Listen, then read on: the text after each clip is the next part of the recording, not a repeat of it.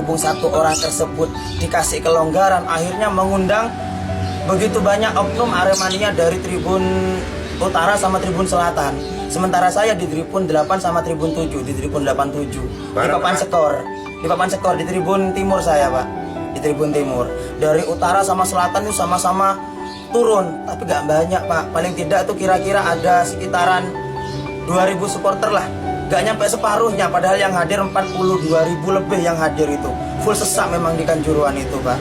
Karena mungkin hal tersebut yang memicu adalah aparat sendiri yang memukul Aremania begitu keras sampai ada yang meninggal di lapangan pada saat itu. 2 orang kalau nggak salah. Kita melihat dengan mata saya sendiri, Pak. Sebelum ada tembakan gas Sebelum air mata. ada gas air mata sudah ada pukulan. Yang meninggal. Dari pihak aparat sudah ada pukulan dan geletak di tengah itu sudah terkapar. Meninggal Anda ada tahu ya, pokoknya terkapar. Tapi nggak bergerak sudah, Pak. Posisi sudah terdiam gitu.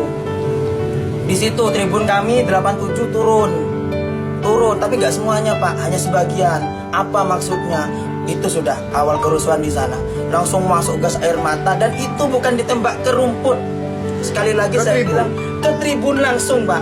Ke tribun langsung. Di depan saya sendiri, di depan saya pribadi, saya melihat seorang ibu bawa anak balita kira-kira 1 bulan setengah.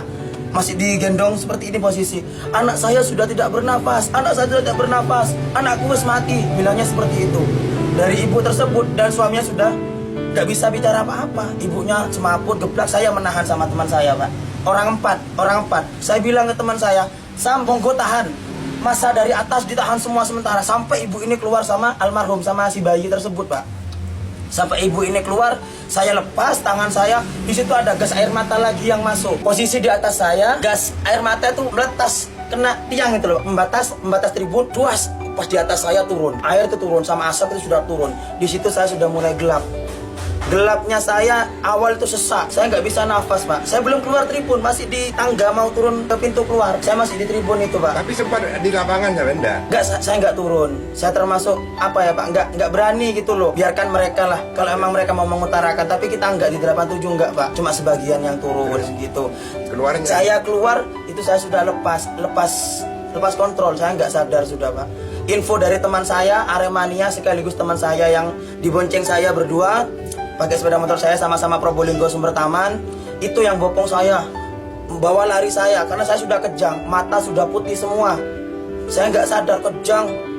Kalau telinga saya nggak berfungsi sudah, Pak, cuma dengarnya seperti suara bising-bising gitu, nggak dengar suara apa-apa sudah, cuma dengar suara bisingan aja, Pak. Sadarnya di mana? Sadarnya saya sudah ada di tim medis.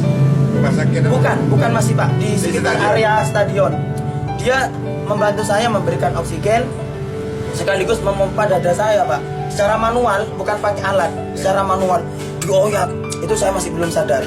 Sampai di pure, habis air 2 timba masih belum sadar saya. Terus teman saya bilang, ayo harus bawa ke IGD. Jangan, Mas, ini harus ada penanganan utama dari tim medis dulu. Takutnya apa, di perjalanan meninggal. Karena dilihat denyut nadi saya masih ada waktu itu, Pak. Jadi diusahakan sebisa mungkin sampai saya tuh akhirnya merespon. Badan saya merespon dengan batuk, Pak. Batuk yang terasa perih, tapi nafas masih tersendat, masih sedikit-sedikit. Saya baru bisa nafas kalau kepala saya di ke ataskan gini, baru bisa nafas saya, Pak. Dan itu murni karena gas air mata. Terlalu banyak sudah, Pak. Kebetulan di atas saya.